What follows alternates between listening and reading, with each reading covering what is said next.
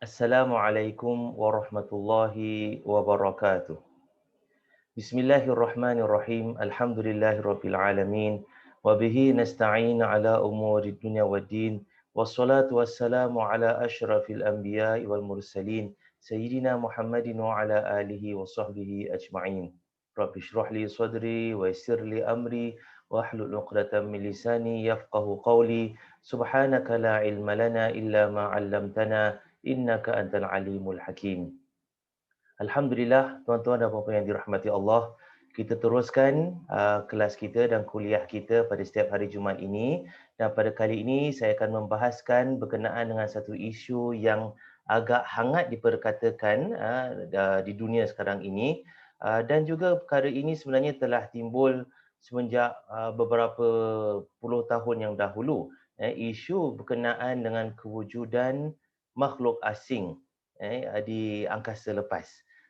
Dan baru-baru ini timbul laporan bahawasanya ada dikatakan sebagai UFO yang mana pihak tentera Amerika dapat merakamnya dalam kamera dan mereka tidak dapat menerangkan apakah perkara tersebut atau benda tersebut kerana ia sesuatu yang tidak dapat maknanya diberikan penerangan oleh para saintis mereka. Jadi itu yang menjadi timbul tanya ramai sekarang ini, adakah kewujudan makhluk asing di angkasa lepas sana itu sesuatu yang bertentangan dengan akidah Islam atau Islam tidak menafikan kewujudan makhluk-makhluk tersebut. Yang ini saya akan bahaskan dalam kuliah ringkas saya pada kali ini, insya-Allah. Okay. Jadi saya tunjukkan slide-nya dahulu. Pertama sekali, kita kena tahu apakah istilah yang digunakan oleh mereka, iaitu istilah UFO. Okey. Nah, UFO ini adalah singkatan bagi Unidentified Flying Object. Jadi maknanya dia satu objek yang boleh dilihat dengan mata kasar ataupun boleh dikesan dengan alat-alat teknologi seperti radar, teleskop dan sebagainya. Walhasil maknanya objek tersebut objek yang boleh kita kesanlah, fizikal. Dan sejauh ini semua yang dikatakan UFO adalah sesuatu yang boleh dikesan oleh mata kasar kita. Dan laporan terkini yang saya katakan tadi daripada tentera Amerika iaitu US Navy, dan gambar yang dapat dilihat dalam slide di sini tersebut gambar daripada salah satu kapal terbang yang dapat kesan UFO tersebut. UFO tu sedang terbang dengan laju daripada tengah, terus dia menghilang. Jadi kapal terbang atau pilot tersebut itu, juruterbang itu hairan macam mana ada objek yang boleh terbang begitu laju. Sebab teknologi manusia katanya belum lagi dapat mencipta satu objek yang alat terbang yang boleh terbang gitu laju. Maknanya dia tiba-tiba boleh ubah dia punya arahnya dan terus terbang dengan laju ke tempat yang lain sehingga radar kapal terbang perang Amerika tersebut tidak dapat kesannya. Dan sebenarnya laporan seperti ini, laporan-laporan bahawasanya manusia melihat UFO ini di angkasa atau di ruang udara bumi ini sebenarnya dah lama wujud, dan dia wujud sebenarnya semenjak Perang Dunia Kedua. Ini yang pelik. Sebelum Perang Dunia Kedua, tidak ada laporan daripada mana-mana tempat di dunia ini yang dapat lihat UFO. Tak ada. Tetapi selepas Perang Dunia Kedua, makin ramai manusia yang melaporkan mereka lihat UFO. Dan kebanyakan laporan ini dibuat di negara barat sama ada Amerika ataupun Eropah, terutama di United Kingdom, sedikit sebanyak di Russia, tapi tidak ada laporan yang dibuat di negara Asia, India, Burma, Indonesia. Ini negara-negara yang dunia ketiga, Afrika sebagai contoh, tidak ada laporan yang mereka lihat UFO. Jadi satu fenomena yang hanya wujud selepas Perang Dunia Kedua. Ini satu perkara yang amat menarik yang perlu kita berikan perhatian dan tumpuan. Nah, mengikut statistik sejauh yang dikumpulkan oleh mereka yang mengkaji tentang kenampakan UFO ini, lebih kurang 100 juta orang melaporkan mereka telah diculik oleh UFO. bukan lihat, diculik. Maknanya ditangkap oleh makhluk angkasa lepas ni, naik dalam mereka punya mereka punya pesawat angkasa lepas mereka tersebut, kemudian dibuat apa atas mereka tak tahulah, tapi ada katakan buat eksperimen lah gitu ni. 100 juta orang laporkan dan hampir kesemuanya di negara barat ataupun di negara dunia pertama yang ada kecanggihan kapal terbang, jet fighters dan sebagainya. 100 juta. Bermakna kalau kita buat kira-kira, setiap saat ada je orang diculik. Kalau 100 juta orang, kalau katakan semua laporan ini benar, tidak ada penipuan, maksudnya setiap saat ada je satu orang diculik daripada lepas Perang Dunia yang kedua sehinggalah sekarang. Sebab 100 juta nak dibagikan kepada 50 tahun, kemudian dibagikan lagi kepada 365 hari, kemudian dibagikan lagi kepada 24 jam, dibagikan lagi kepada 60 minit, dibagikan lagi kepada 60 saat. Jadi maknanya setiap beberapa saat ada satu orang yang diculik. Ini perkara yang mustahil. Kalau sekiranya begitu ramai orang yang diculik, sudah pasti perkara ini tidak berlaku di negara barat saja. Sudah pasti berlaku di semua tempat di dunia. Kenapa tidak ada laporan daripada negara-negara dunia ketiga seperti Afrika, seperti Malaysia, Singapura, Indonesia, Thailand, India yang menyatakan mereka tu diculik. Ini menarik. Hanya mereka yang berada di barat. Dan ini bersamaan dengan jumlah laporan orang yang dikatakan melihat UFO ini kebanyakannya berlaku di barat. Jadi ini satu fenomena yang amat ketara di barat, bukan di timur. Okay. Kita akan kaji nanti. Nah, apabila para saintis mengkaji semua laporan ni yang diculik 100 juta laporan, kemudian laporan-laporan kenampakan UFO ini, mereka mendapati bahawasanya laporan yang dibuat ni sebenarnya tak konsisten. Ada mengatakan tu, ada mengatakan ini, ada yang melihat sesuatu katakan UFO tapi sebenarnya ia adalah fenomena yang boleh diterangkan oleh ilmu sains seperti perubahan cuaca, penekanan udara ataupun awan yang berlalu dan sebagainya, ataupun planet yang mereka sangkakan UFO. Jadi ataupun mainan mata sahaja. Jadi tidak ada laporan yang kredibel. Cuma ada sedikit laporan kredibel, seperti laporan daripada yang gambar yang ditunjukkan dalam slide sini. Okay. Laporan daripada juruterbang US Navy yang tak boleh tipu kerana terakam kat situ. Ini laporan yang kredibel yang boleh dipertimbangkan. Tetapi tidak ada sesuatu penjelasan daripada ilmu sains bagaimana perkara itu berlaku. Maka ia kekal sebagai satu misteri. Kerana itu Amerika menubuhkan sesuatu jawatan kuasa untuk mengkaji laporan-laporan yang kredibel yang boleh diterima ini. Kenapa ia berlaku? Adakah ia sesuatu dikatakan sebagai pemusuhan daripada pihak-pihak lawan, ataupun apa yang ada di sini? Cuma apa kata saintis, para saintis berkenaan dengan kalau sekiranya laporan-laporan kredibel ini yang boleh diterima ini dikatakan ia adalah betul-betul pesawat angkasa lepas yang dibawa, yang dipandu atau dihantar oleh makhluk angkasa lepas. Apa kata para saintis kalau itulah dia punya penjelasan bagi kenampakan-kenampakan tersebut. Kata para saintis, dan semua saintis setuju, tidak ada laporan yang boleh dipercayai mengenai kewujudan makhluk angkasa lepas yang ziarah bumi.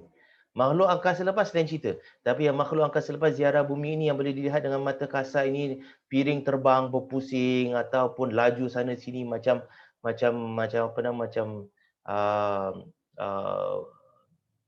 dia katakan burung yang terbang ke ataupun apa ke, serangga yang terbang ke, itu kata para saintis merupakan sesuatu yang tidak boleh dipercayai.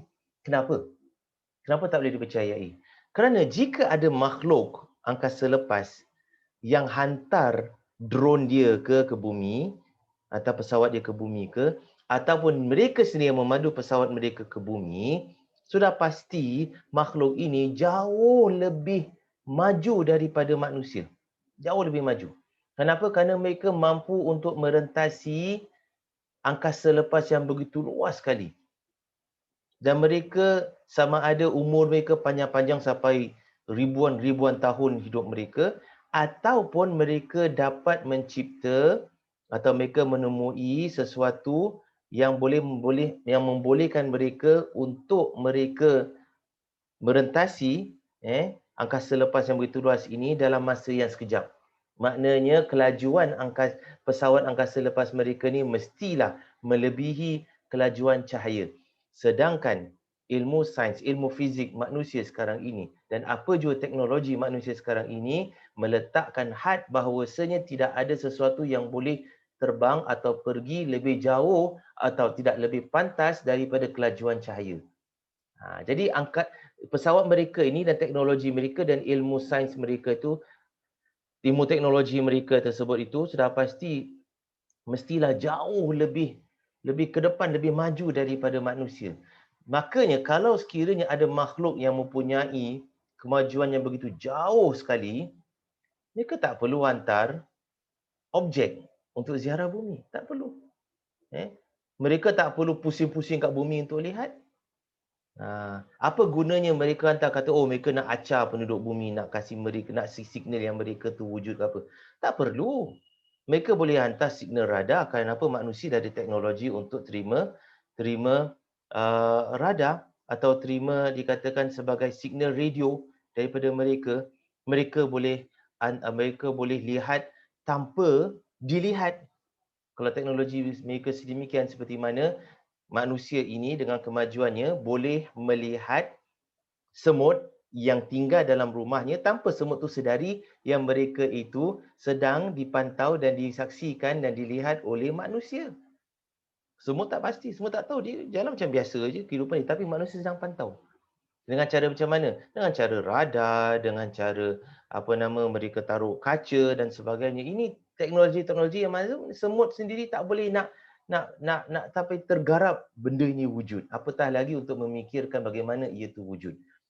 Jadi begitu maknanya jarak teknologi. Kalau ada makhluk angkasa lepas yang boleh ziarah bumi sekarang ini, maka teknologi mereka sudah pasti jauh lebih ke depan daripada manusia ni punya teknologi. Seperti mana? Seperti teknologi atau seperti kemampuan, katakanlah kemampuan monyet untuk mencipta satu kayu yang panjang kerana dia nak cucuk kayu itu di dalam rumah anai-anai, dan kemudian bila kayu itu keluar, anai-anai itu melekat kat kayu, kemudian dimakan begitu saja. Itu teknologi, bukan teknologi pun, tapi itu satu benda yang boleh senang kita buat.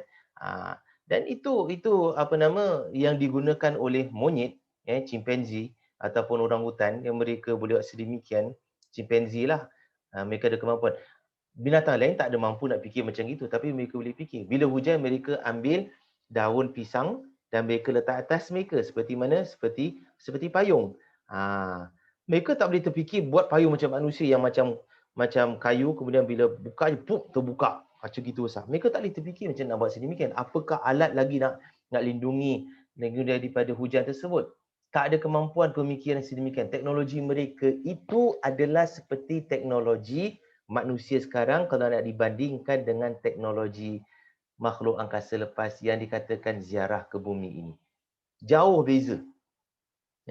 Jadi kalau ada makhluk angkasa lepas yang ziarah bumi dan teknologi yang dia punya perbezaan teknologi mereka dengan manusia ni seperti perbezaan teknologi manusia dengan teknologi monyet, maka tak perlulah mereka tu bersusah payah hantar objek untuk terbang sejauh-jauhnya, kemudian terbang gitu-gitu ke dan hilang begitu saja. Apa tujuannya?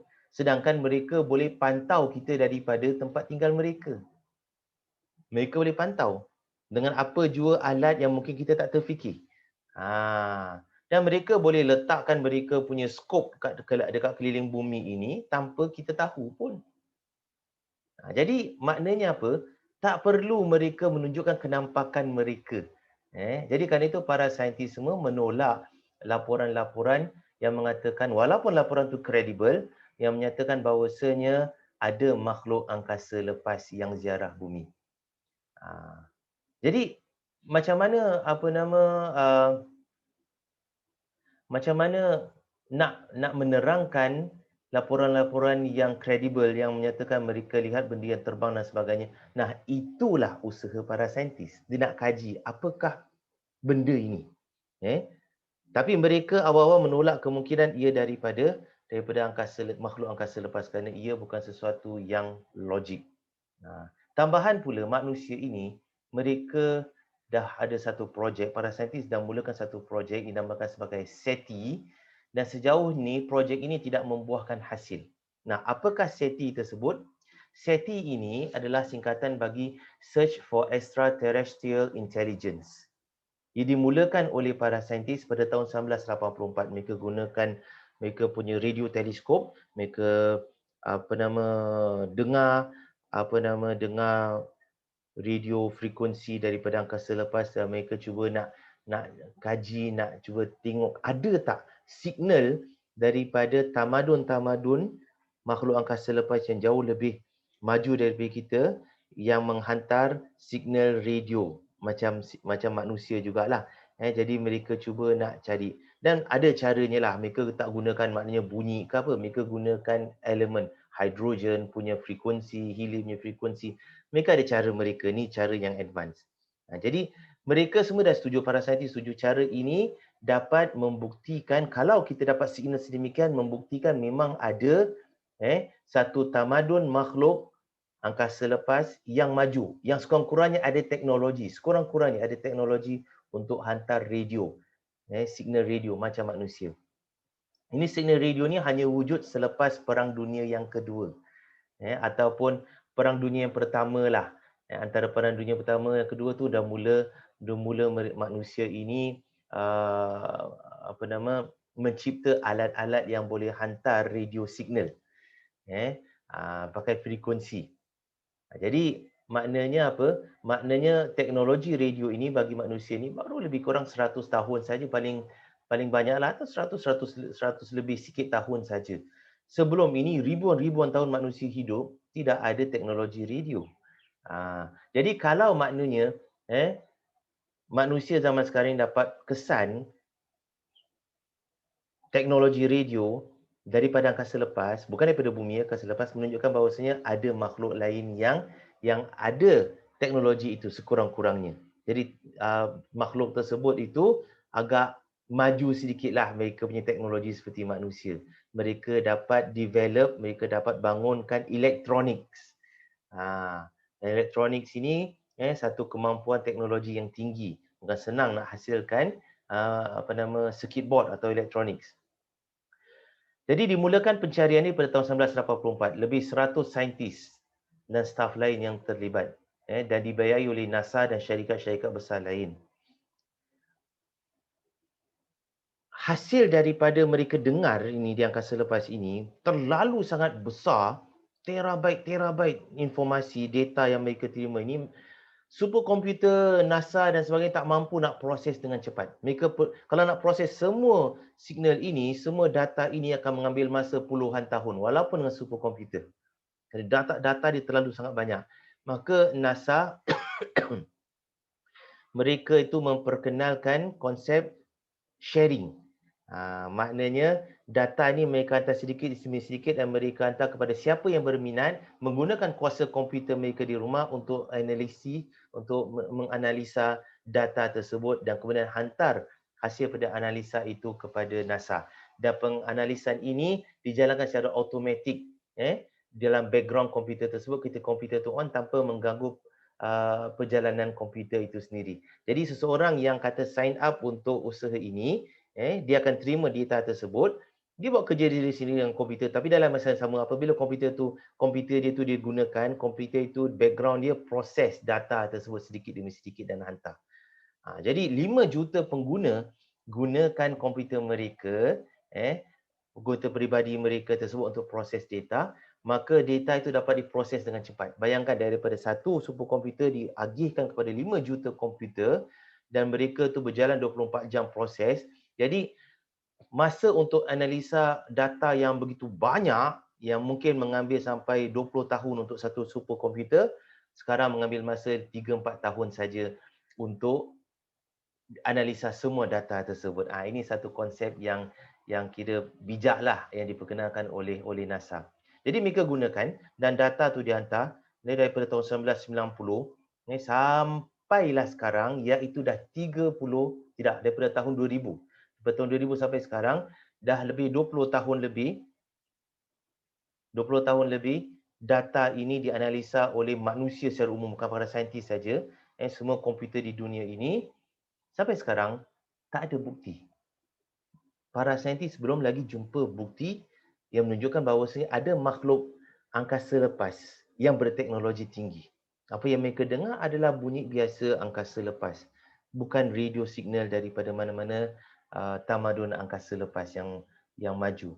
Jadi kerana itu para saintis agak skeptikal, mereka itu sukar nak terima hakikat bahawasanya sudah terbukti ada makhluk angkasa lepas yang maju, yang boleh hantar signal.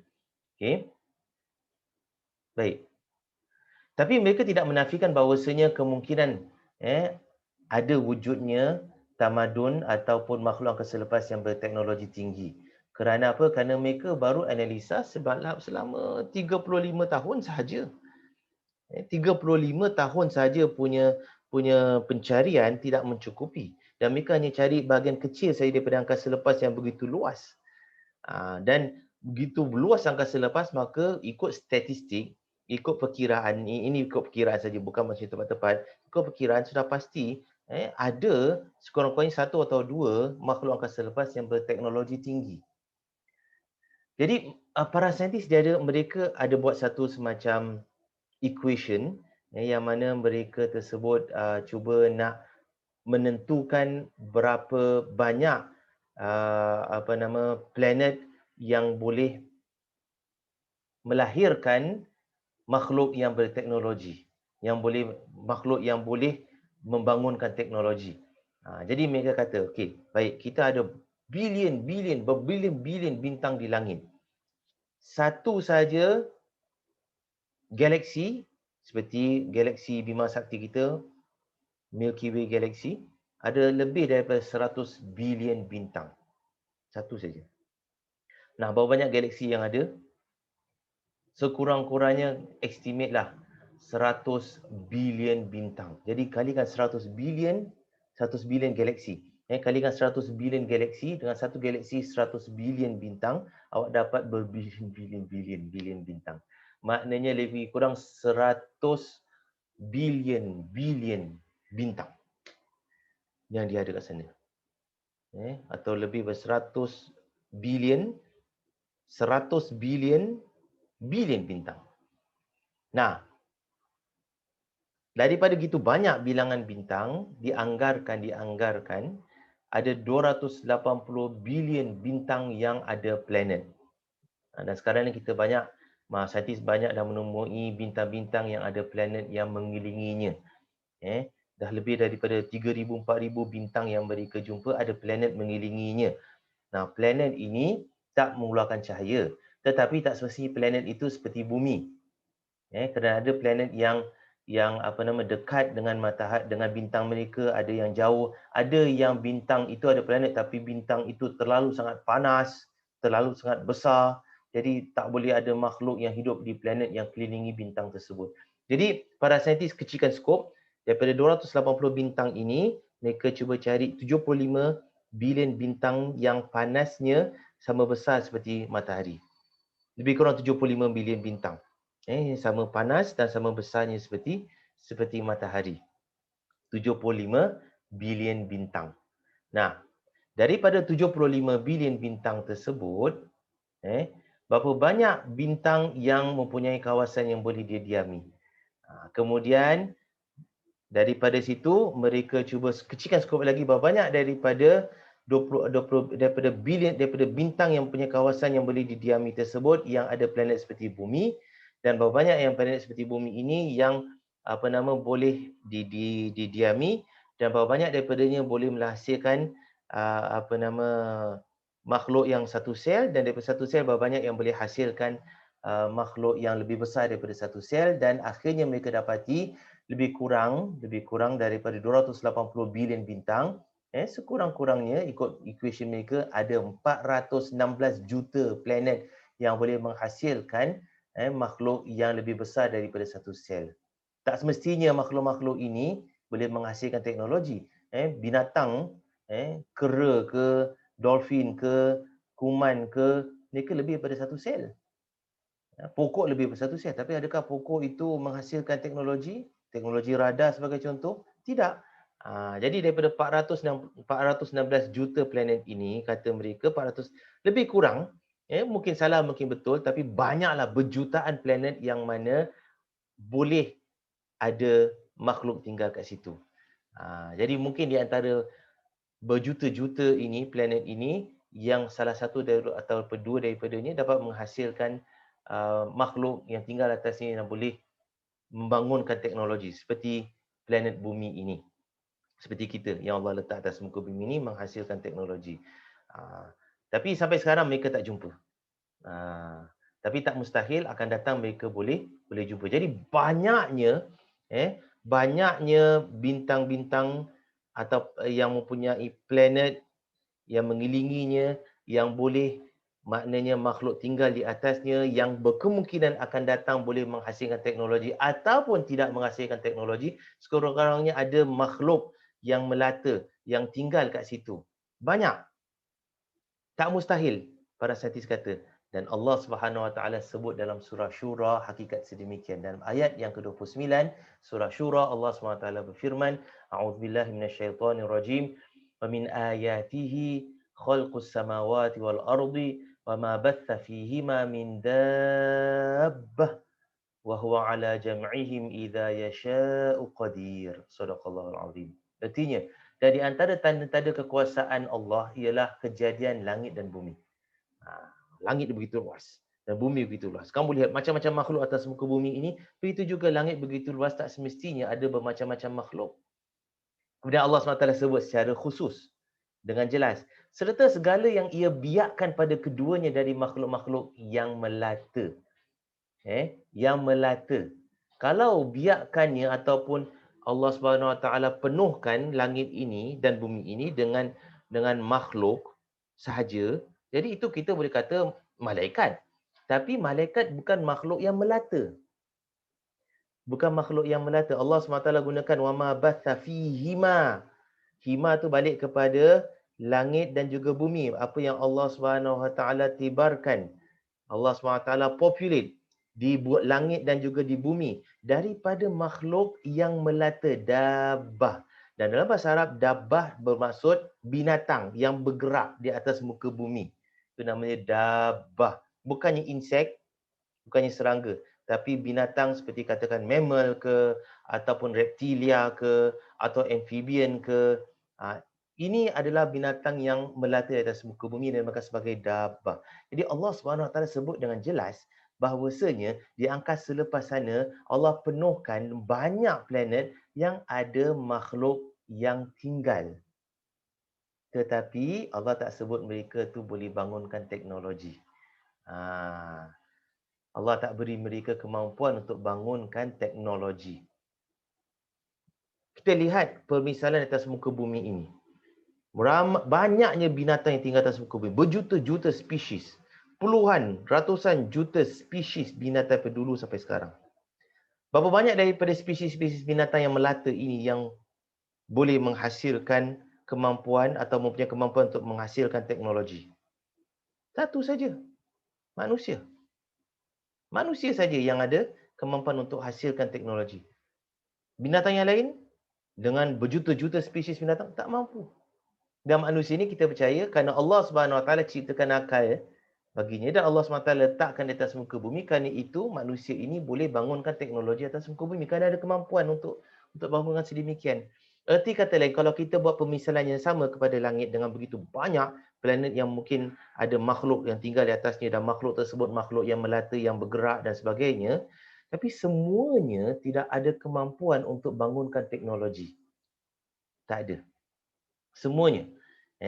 Melainkan kalau Allah SWT dah putuskan yang mereka tu diberikan akal dan diletakkan situ, Allah pandu mereka, barulah mereka boleh bangunkan teknologi. Jadi tak semestinya 4 sampai hampir setengah juta planet di angkasa lepas ini yang mempunyai kemampuan untuk ada makhluk yang lebih kompleks tinggal di atasnya, tak semestinya semuanya itu dapat menghasilkan teknologi. Mungkin kesemuanya adalah makhluk yang melata saja, tidak ada kemampuan untuk menghasilkan walaupun teknologi radio untuk mereka itu berhubung antara satu sama lain, apatah lagi berhubung dengan makhluk lain di planet-planet yang lain. Kerana itu para saintis amat-amat syak, skeptikal apabila ada orang mengatakan, oh yang UFO ni semua datang ni semua adalah makhluk bijaksana yang teknologi tinggi daripada planet lain di angkasa lepas. Tidak. Itu dalam filem mungkinlah imajinasi manusia, tapi hakikatnya kalau ikut akademik dan ilmu sains, ia tidak wujud.